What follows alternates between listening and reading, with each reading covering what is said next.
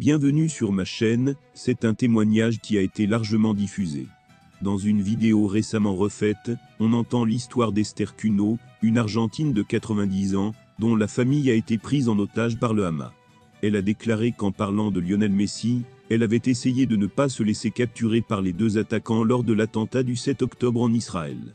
Avant de continuer, prends le temps de souscrire et appuyer sur la touche de notification pour les futures vidéos. Alors qu'elle était chez elle, deux militants du Hamas sont entrés par effraction dans sa maison.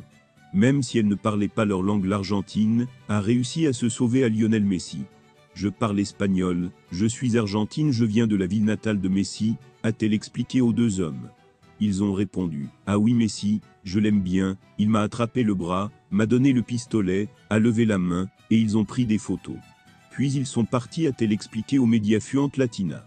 Face à cette réaction inattendue, elle n'a pas hésité à faire une demande au joueur argentin, j'ai été sauvé grâce à lui. Qu'il essaie de les faire sortir, sa famille, NDLR, a-t-elle demandé à la fin du reportage.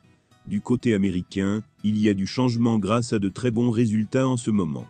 La saison dernière, Lionel Messi est arrivé un peu en retard, s'est blessé, et a réellement disparu du côté de l'Inter Miami.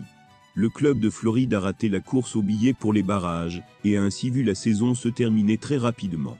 Début 2024, la situation change. Luis Suarez a rejoint Messi, aux côtés de Jordi Alba et Sergio Busquets, et l'Inter Miami a montré une présence plus constante. 2 victoires et un nul en 3 matchs de MLS, plus un nul à l'extérieur en Coupe des Champions de la CONCACAF. Tout va bien pour Lionel Messi et ses coéquipiers, sauf que leur code d'amour en sera affecté. En effet, ces dernières heures, l'ancien joueur américain et conseiller légendaire aux États-Unis, Alexis Lalas, a participé à un jeu de questions/réponses sur X et selon lui, il n'y a aucun doute sur les résultats qu'apporteront ces récents développements de l'Inter Miami, ce qui en fait une équipe de plus en plus détestée à travers le pays. Cela n'arrêtera pas l'immense engouement qui entoure chaque match de la Pulga. Avec sa sagesse et son talent hors du commun, Lamine Yamal est parfois comparé à Lionel Messi.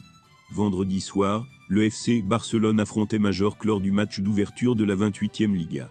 Lamine Yamal a marqué le seul but du match en faveur de l'équipe catalane. À la 73e minute du match, l'ailier de 16 ans est entré dans la surface de réparation, avant d'utiliser son pied gauche pour enrouler une frappe dans le coin opposé. Après le match, l'entraîneur majorquin Javier Aguirre l'a comparé à Lionel Messi. Cette comparaison n'est pas en sa faveur, car il est complètement différent, a déclaré Xavi. Tous les joueurs comparés à Messi sont des perdants, ce n'est pas bien de le comparer à Messi. Il est vrai qu'il y a des moments où, lorsque vous entrez sur le terrain, avec votre pied gauche, et que vous sortez de la lucarne, vous ramenez de brefs souvenirs de Messi, cependant, avec une couleur différente, l'attitude de l'entraîneur des Blaugrana.